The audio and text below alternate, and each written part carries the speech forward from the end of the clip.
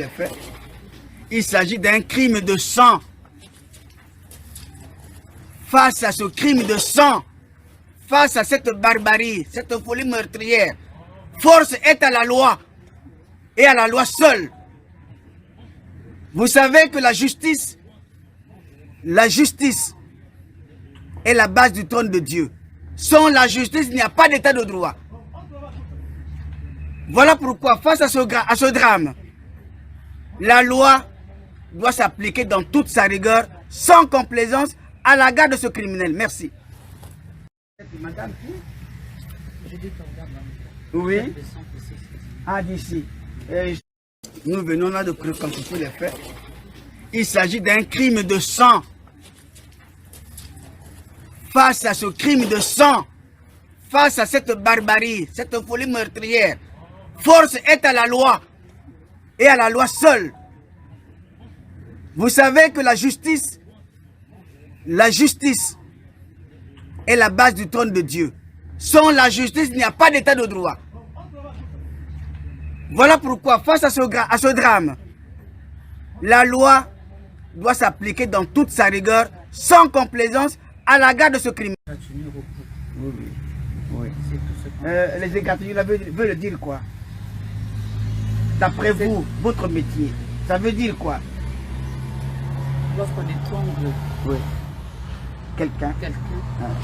Je peux vous poser la question simple. Ça veut dire qu'elle a été étranglée?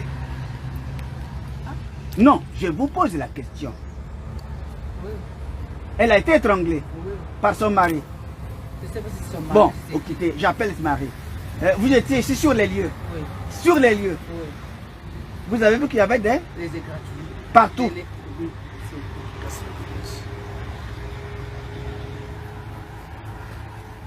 Je vous écoute. Répondez. Bon, c'est fini. Ok. Moi aussi. Non. Madame le maire, je suis parti. Je voulais reconstituer quand même les faits. Merci. On a compris ce qui s'est passé. Nous sommes suffisamment grands. Vous faites tellement le con ici. On ne fait pas comme ça. Vous prenez une fille d'autrui, vous restez avec la fille comme vous voulez, vous ne vous présentez pas. Voyez les pauvres parents. Ils sont là. Ils sont vraiment en difficulté là. Voyez là. Mais vous êtes avec votre femme à la maison, au lit. Les gens viennent toquer à la porte. Vous n'ouvrez pas la porte. Donc comment vous pouvez expliquer ça? Je suis parti. Merci beaucoup. Nous sommes devant une réalité, les amis. Nous sommes devant un choix. Nombreux d'entre vous ont peur. C'est justement cette peur qu'on a su mettre en vous. On vous a reprogrammé de telle sorte à avoir peur. De telle sorte que vous ne soyez pas capable de prendre votre destin en main. Mais nous sommes devant un choix, les amis. Devrions-nous rester à la maison et mourir de faim, manquer de travail, manquer de quoi même pouvoir nous nourrir, vivre avec moins $1 par jour dans un pays aussi riche que le Congo? Ou nous devrions nous lever pour prendre notre destin en main, pour prendre notre avenir en main? Il s'agit d'un crime de sang. Face à ce crime de sang, face à cette barbarie, cette folie meurtrière, force est à la loi et à la loi seule. Vous savez que la justice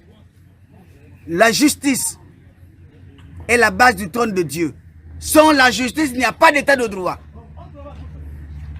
Voilà pourquoi, face à ce drame, la loi doit s'appliquer dans toute sa rigueur, sans complaisance, à la garde de ce criminel. Merci. Madame qui? Oui. Ah, d'ici. Nous venons là de reconstituer les faits. Il s'agit d'un crime de sang.